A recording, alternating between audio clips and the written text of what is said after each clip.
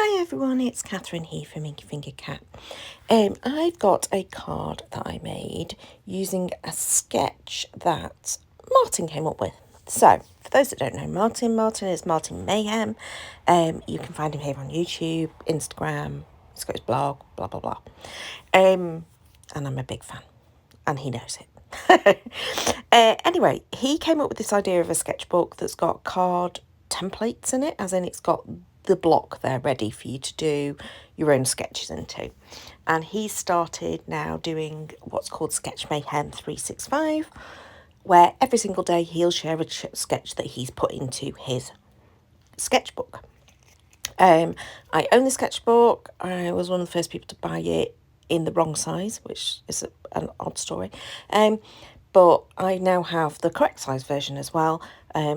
I've used the big one that was the wrong size quite a few times. I've still got loads of pages in it, but I've got my other one, which I'm sort of reserving for design team work. But anyway, I digress. He's doing a sketch every single day, and I've so far managed to, this is my second one. This is sketch 18. He's posting them over on Instagram, I think on YouTube Shorts as well. I'll see if I can link it anyway below. And this one, I just thought, oh, that's a good way of using up scraps, because it's got all these kind of strips in the background. Now, if I was to make this again, I would definitely change up the way I was doing it. And I would have, made that background piece exactly the right size, as opposed to a rough size. And I would have put tape or adhesive all over it, so that I didn't end up with fiddly bits. But I just thought it was a good way of using up scraps. So I grabbed my concertina file that's got like scraps organised by colour in it. I just grabbed the yellow one. Don't know why. That was just what appealed to me at that point. And I pulled out a whole load of papers that I thought, yeah, they'll work well together. And at first, so the sketch looks like it's got a panel over the top of it, but I decided no, I was going to change it up a little bit and do a die cut panel instead. And this is where it was like, oh, I really should have put adhesive all over the panel, because now I've die cut it, I've got bits falling off, it's all gone wibbly, a lot of messing. So if I was to do this again, I would advise myself and anybody else who wants to try it, put adhesive all over the background. Obviously, there's no reason that you have to use strips of paper either for the sketch. You can interpret it however you want.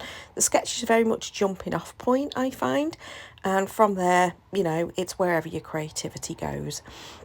So in this case, I decided to die cut a panel from the middle, stick some pattern paper down over the background, and then I'm inking up the border of it just so that I've got a little bit of definition to the edge. It's not massively obvious. And then I wanted to raise this up onto foam, but I'm running out of my craft foam, but I've got loads of these fabulous foam adhesives from Kingston Crafts, so I went a bit generous with my foam, just because I don't like it to sag, which is why I usually use craft foam if I'm propping up big pieces. I tend to use craft foam rather than little adhesive squares, but I just didn't want it to sag, which it can do. So that's my background done, and now I'm deciding what I want to do for the front of the card as this kind of focal feature. So the sketch itself has just got that rectangle, and then it's got like a little banner, which is probably a sentiment and an indication of a bow. But I felt like this needed something other than just a sentiment. So I went and grabbed some magazine stamps. These are really old stamps, but I thought it was a really pretty floral cluster. I stamped it twice using Memento ink, because I knew I wanted to use alcohol markers. And I stamped it twice because I sometimes like to do it just in case I mess one up. That's how I do it. I actually end up using both of these, but I end up doing an inside decor kind of thing for the card as well, so that's what the second one gets used for. But I usually stamp things, when I'm stamping things twice or multiple times, it's because I think I might mess up and I might need to use a second version of it. In this case I didn't, which is nice. Now I used pro markers, couldn't tell you which colours because I didn't take note, and they've gone back in the box since, so there's no chance I can remember, but one of them's kind of a yellowy colour, with a darker yellow. And I tend to do this whenever I'm colouring. I choose at least 2 of the same sort of colour that I think will blend. So your darker one and a lighter one just helps to give a bit of definition. Please don't come to me for colouring in tutorials though. There are amazing colourists out there. I just do what I like doing. And it's quite simple, and I don't tend to, you know, put much effort into. Try to keep in the lines most of the time. Try to, you know, give a little bit of shading to something just because I think it adds a bit of interest and it stops it from looking flat. But that's it. So don't, as I say, you're not here because you want a colouring tutorial. You will be at somebody else's blog or vlog or whatever YouTube channel if you want colouring tutorials. And there are plenty out there. Christina Werner comes to mind, but there's many, many, many, many others that are just amazing at colouring. So there's my floral piece, and I've stuck that down so it's glued to the panel that's stuck up, but a little bit of those foam adhesives just underneath the middle bit just to keep that up where there is the gap. And now I'm stamping my sentiment again onto a piece of yellow card. This is probably a larger sentiment than I probably should have used. I probably should have used something that wasn't quite as tall, but I think the font's really pretty, and it's from the same stamp set. So I've grabbed myself some gold twine that is on the desk, because it's on the desk, not because of any other reason other than that it's on the desk and let's use it. I think this actually might have come from Christmas packaging, or it might have come from my embroidery floss. I'm not sure, but that's what is there.